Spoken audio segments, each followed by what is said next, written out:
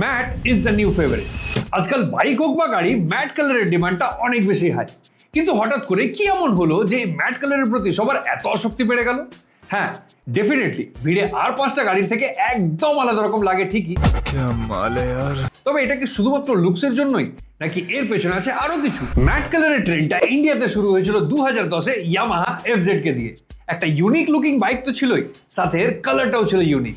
আর 4 wheeler সেগমেন্টে কিয়া তাদের সেল্টসে ইন্ট্রোডিউস করায় x-line, a pure I candy. তবে মার্সিডিজ আর BMW হলো এর অ্যাকচুয়াল ট্রেন্ড সেটার। তবে কেন এই ম্যাট কালারের শিফট, আর এর পেছনে সায়েন্স আর স্টাইল কতটা, আসুন দেখে নেওয়া যাক একটু ডিটেইলে। একটা ডিটেইল স্টাডি এবং অ্যানালিসিসে পাওয়া গেছে যে এর পেছনের মেজর রিজন তিনটে। Number 1, distinctive and different looks. দেখুন, এটা নিয়ে কোনো ডাউটই নেই যে একটা ম্যাট কালারের গাড়িকে দেখতে সম্পূর্ণ আলাদা রকম লাগে। তুলনামূলকভাবে স্টেলথি, স্পোর্টি এবং এক্সপেন্সিভ, একটা ব্যাট মোবিল টাইপের ফিল দেয়। এটা গাড়িটার মধ্যে একটা ইউনিক আইডেন্টিটি তৈরি করে, যেটা আর 5টা গ্লসি কালার থেকে সম্পূর্ণভাবে আলাদা। Number 2, better light diffusion. Matte কালারের রিফ্লেকশনটা একদম কম হয়, আর এটা আমাদের দেশের রোদোজ্জ্বল পরিবেশের জন্য একদমই আদর্শ।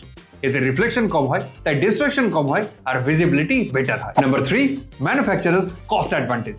শুনতে খুবই অবাক লাগলেও এই যে ম্যাট কালারগুলো লিমিটেড এডিশন হিসেবে লঞ্চ করা হয় এবং কাস্টমারদের কাছ থেকে এক্সট্রা টাকা নেওয়া হয়, আসলে এই ম্যাট ফিনিশ করতে ম্যানুফ্যাকচারারদের কম খরচা করতে হয়। হ্যাঁ, ম্যাট ফিনিশ হাই গ্লস ফিনিশের চেয়ে অনেক কম খরচে হয়ে যায়, কারণ একটা হাই গ্লস পেইন্ট ফিনিশে যেখানে multiple layer of clear coat apply করতে হয়, ম্যাট ফিনিশের ক্ষেত্রে কিন্তু সেটা এতটাও লাগে না। ইন শর্ট, কনজিউমার ডিমান্ড এখন হাই, তাই ব্র্যান্ডও ম্যাট ফিনিশ ডেলিভার করছে। তবে ম্যাট ফিনিশের বেশ কয়েকটা বড় ড্রব্যাকও আছে। তবে সেখানে যাওয়ার আগে যদি এই ভিডিওটা আপনাদের একটুও ভালো লেগেছে, প্লিজ কনসিডার সাবস্ক্রাইবিং। আমরা এই চ্যানেলে আপনাদের জন্য এরকমই অটো রিলেটেড ইনফরমেটিভ ভিডিও নিয়ে আসতেই থাকি। ম্যাট কালারের সবচেয়ে বড় প্রবলেম হলো এর মেইনটেনেন্স তুলনামূলকভাবে অনেক বেশি টাফ।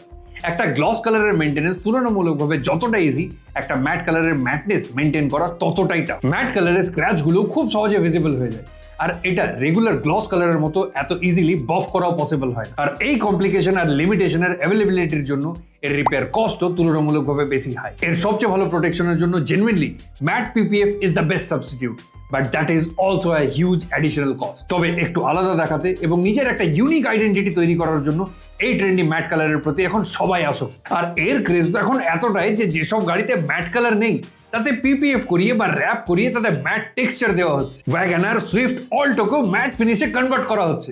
ইভেন আমিও আমার ইকো রানিকে ম্যাট ফিনিশে কনভার্ট করার কথা ভাবছি। কি মনে হয়, কেমন লাগবে? অবশ্যই জানাবেন কিন্তু কমেন্টে। বাই দ্য ওয়ে, আপনাদের পছন্দ কি, ম্যাট না গ্লস? জানান আমাদের কমেন্টে। আর বাংলায় এরকমই অটো রিলেটেড ইনফরমেটিভ কন্টেন্ট আরো দেখতে চাইলে আমাদের চ্যানেলটাকে সাবস্ক্রাইব করে দিন।